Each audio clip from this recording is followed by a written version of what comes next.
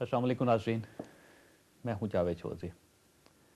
मैंने किसी प्रोग्राम में जिक्र किया था 1980 में एक अमरीकी इदारे ने दुनिया के 10 बड़े लीडर्स की एक फहरिस्त जारी की थी और इस फहरिस्त में चार्ल्स डिगॉल का नाम दूसरे नंबर पर आता था। इस फहरिस्त का तीसरा हुक्मरान सोवियत यूनियन का सरबराह जोसेफ स्टालिन था। जोसेफ स्टालिन की कहानी बहुत दिलचस्प है। स्टालिन एक मोची का बेटा था और उसने लेनिन के इंतकाल के बाद रूस का इक़्तिदार संभाला था। वो एक जालिम और सख्त मजाज शख्स था। वो मुखालिफिन को बर्दाश्त नहीं करता था। उसने इक़्तिदार संभालते ही उस वक्त के वज़ीर ख़ारजा लियोन ट्रॉट्स्की को बंद कर दिया था और 2 बरसों तक लियोन ट्रॉट्स्की जो था वो जेल में बंद रहा था।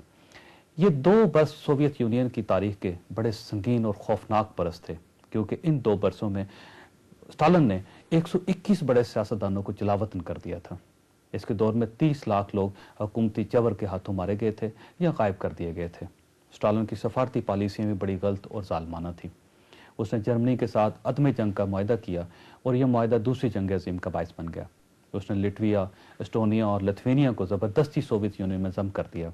उसने फिनलैंड पर हमला किया और स्टालिन की बेवकूफ़ियों के बायस हिटलर ने रूस पर भी हमला कर दिया था और इस हमले के दौरान 20 लाख लोग मारे गए थे। स्टालिन ने इश्तराकियत को वसअत दी थी और वो Poland, Czechoslovakia, Hungary, Romania, Bulgaria, मशरकी Germany, Yugoslavia और अल्बानिया में भी उसने कम्युनिस्ट को इक़्तिदार दे दिया था। जोसेफ स्टालिन 1953 में दिमाग की शरेआन फटने से इंतकाल कर गया था। स्टालिन जब नाज़रीन पर से इक़्तिदार था तो पार्टी के ओहदेदार उसकी पॉलिसियों से खुश नहीं थे, लेकिन किसी में उसके सामने खड़े होने की जुर्रत नहीं थी। उसके इंतकाल के बाद 1958 में ख्रुश्चेव ने सोवियत यूनियन के सरबराह की हैसियत से हल्फ उठाया। हल्फ उठाने के चंद दिन बाद उसने मॉस्को के टाउन हॉल में कम्युनिस्ट पार्टी के 2000 जूनियर लीडरों को जमा किया और उनके सामने स्टालिन की गलतियां बयान करना शुरू कर दी।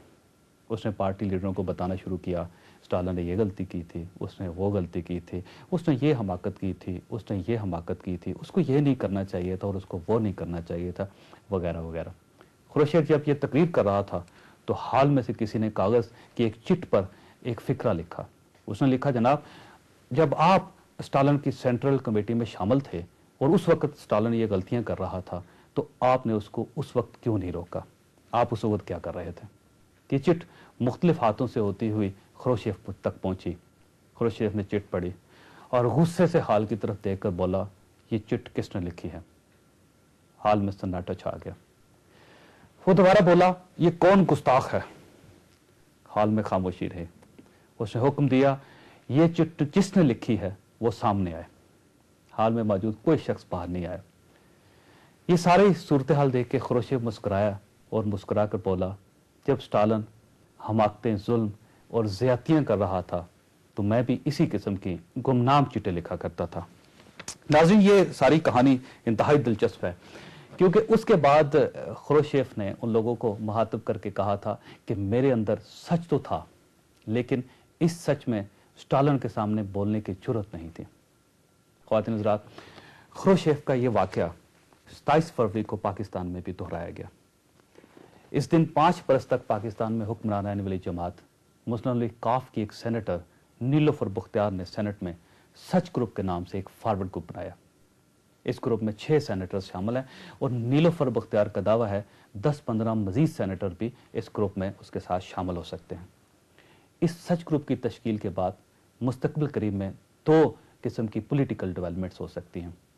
इन 2 पॉलिटिकल डेवलपमेंट्स में एक ये है कि अब नई हुकूमत इस ग्रुप की मदद से जजों की बहाली और 58(2)B का मसला हल करवा सकती है, क्योंकि इससे पहले पाकिस्तान पीपल्स पार्टी और मुस्लिम लीग नून को सेनेट में अक्सरियत हासिल नहीं थी और इस फॉरवर्ड ग्रुप के बनने के बाद अब वो MQM और मौलाना फजलुर रहमान की मदद से सेनेट में भी अक्सरियत हासिल कर सकते हैं और यूं 58(2)B का मसला हल हो सकता है। और दूसरा, इस फॉरवर्ड ग्रुप की तश्कील के बाद मुस्लिम लीग काफ का रहा सहा दमखम भी खत्म हो गया। लेकिन इसके साथ साथ नाज़रीन, ये बात भी बड़ी हैरानकुन है कि ये सच ग्रुप उस वक्त क्यों नहीं तश्कील पाया जब मुल्क को इसकी ज़रूरत थी। अगर यह ग्रुप पिछले 5 बरसों के दौरान बन जाता तो लाल मस्जिद, फाटा ऑपरेशन और सरदार बुगटी जैसे इश्यूज डेवलप ना होते और यूं ये मुल्क इस कदर शदीद बहरानों का शिकार ना होता। सवाल यह है कि अगर नीलोफर बख्तियार और दूसरे सेनेटर्स को अपनी पार्टी की क़यादत से इख्तलाफ था तो ये इख्तलाफ पिछले 5 बरसों में सामने क्यों नहीं आया? नाज़रीन, शायद پاکستان ایک ایسا ملک ہے جس میں جب تک بادشاہ باوردی اور مضبوط رہتا ہے اس وقت تک خروشیف کی طرح کوئی سینیٹر، کوئی رکن اسمبلی اور کوئی سیاستدان سچ بولنے کا رسک نہیں لیتا۔ ناظرین، پاکستان میں سیاسی عمل تیز ہو چکا ہے۔ پچھلے 4 دنوں میں 4 بڑے سیاسی واقعات پیش آئے۔ ان واقعات میں سپریم کورٹ کی طرف سے NROs کی بعض شکوں کے خلاف موجود سٹے آرڈر کی منسوخی بھی شامل تھی۔ صدر پرویز مشرف اور محترمہ بے نظیر بھٹو کے درمیان گزشتہ برس ایک سمجھوتا ہوا تھا اور صدر مشرف نے اس سمجھوتے کے نتیجے میں 5 اکتوبر 2007 کو NROs جاری کیے تھے، اور ان NROs کی وجہ سے محترمہ بے نظیر بھٹو اور آصف علی زرداری کے خلاف کرپشن کے مقدمات پر وقتی طور پر کارروائی رک گئی تھی۔ ان NROs کے خلاف ان دنوں میاں شہباز شریف اور قاضی حسین احمد نے سپریم کورٹ میں پٹیشن دائر کی تھی، اور اس وقت کے chief justice of Pakistan Iftikhar Muhammad Chaudhry نے ان پٹیشنز پر کارروائی کرتے ہوئے NROs کی بعض شکوں کے خلاف سٹے آرڈر جاری کر دیا تھا۔ یہ سٹے آرڈر 18 فروری کے الیکشنز کے بعد حکومت کے ہاتھ میں تاش کا پتہ تھا، اور یوں محسوس ہوتا تھا کہ اس پتے کی مدد سے پاکستان پیپلز پارٹی ججوں کے اور 58(2)(b) کی ایشوز کے معاملے پر مسلم لیگ کا کھل کر ساتھ نہیں دے سکے گی۔